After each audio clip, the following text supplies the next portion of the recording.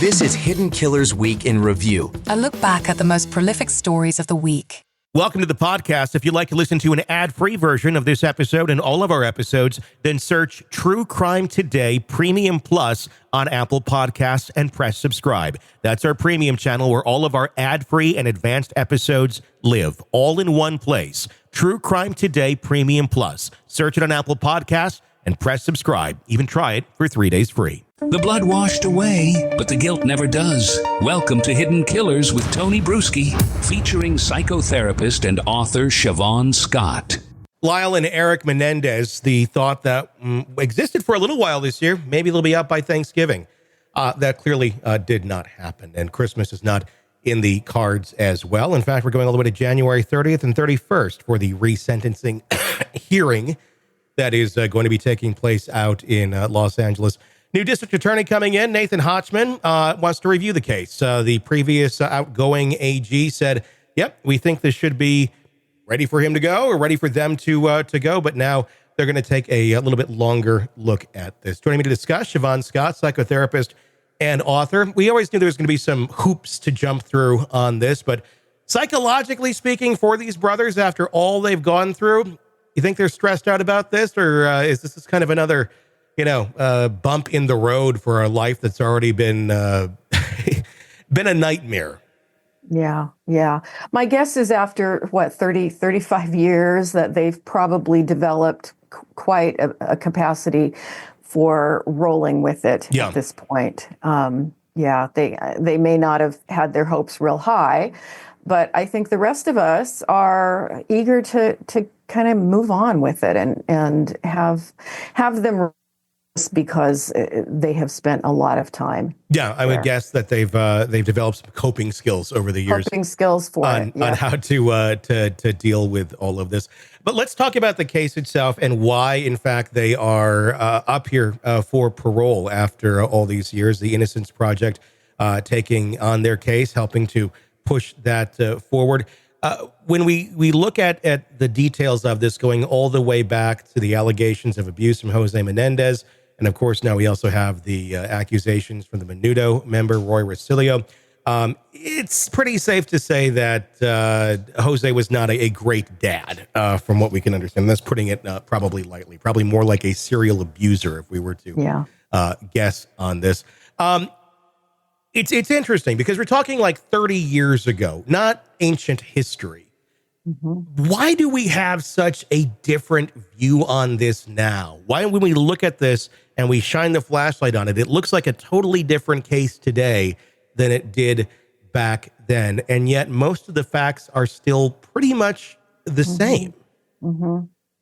Yeah, I was a young therapist at the time, and I was actually working with women at a sexual assault crisis center back in the 90s. And we just didn't see a lot of young men or boys coming forward and talking about molest, although we certainly now understand, looking at all the data, that it was happening, but it was kept secret. It was hidden. And, we were serving, occasionally we'd get a male client, but it was almost always female clients. And I think since then, society has just progressed a lot with being able to understand that abuse doesn't just happen to females, it happens to males too. And when it gets into sexual abuse, there has always, I think, historically been a lot more. The revelations from the Catholic Church and abuse by priests. And, there's just been a huge shift since then with people coming out and talking about it, which is wonderful that we can acknowledge the truth now. Why was it like that? Why were we so afraid to talk about it with men? And obviously, I get, if you're an adult and all that, you're a male, you don't want to talk. Nobody wants to talk about this, no matter what, male or female. Yeah. But obviously, it happens. But were boys just being ignored? Pretty much. Was it one of those things? I'm trying to understand this. If you came to an adult and you were a child in that time period, were boys dismissed more than women on this? It's just this or that, always coming up with some sort of an excuse. I guess, why were they not taken seriously? Was it because there was just so many adult males who would then also have to maybe face the reality of what they went through as well, and that kind of reckoning. If they accepted it over there with the newer generation, they'd have to reckon it with their own generation. Is that part of what was going on? It sure could be. The other thing that comes to mind, speculating, is that there was an added layer of shame around homosexuality, which is, of course, now much more embraced to see gay weddings, and people are very open about their sexual preferences. It's not judged. But boys are most often molested by adult males most of the time. Females are most often molested by males. And so I think when you added that layer in of it was, the same sex molestation, that there was an added layer of shame about it, where people just didn't want to acknowledge it, that it even happened. They didn't want to talk about it. And even with boys and girls, I know in my family history, there was a lot of sexual molestation of grandmother and aunts and things like that.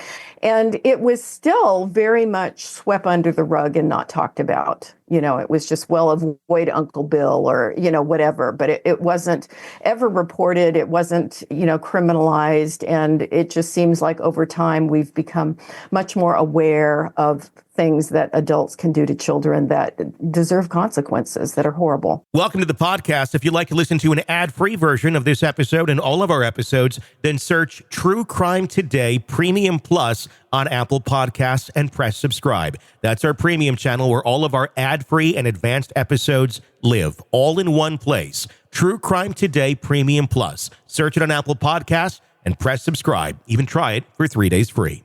Let's be honest. Nothing kills the thrill of a good murder mystery like a commercial for laundry detergent. It's like someone slapping a closed sign on your favorite dive bar. But you're not here for that, are you? You're here for the good stuff. So ditch the ads and upgrade to True Crime Today Premium Plus on Apple Podcasts. With True Crime Today Premium Plus, you get your crime straight. No chaser.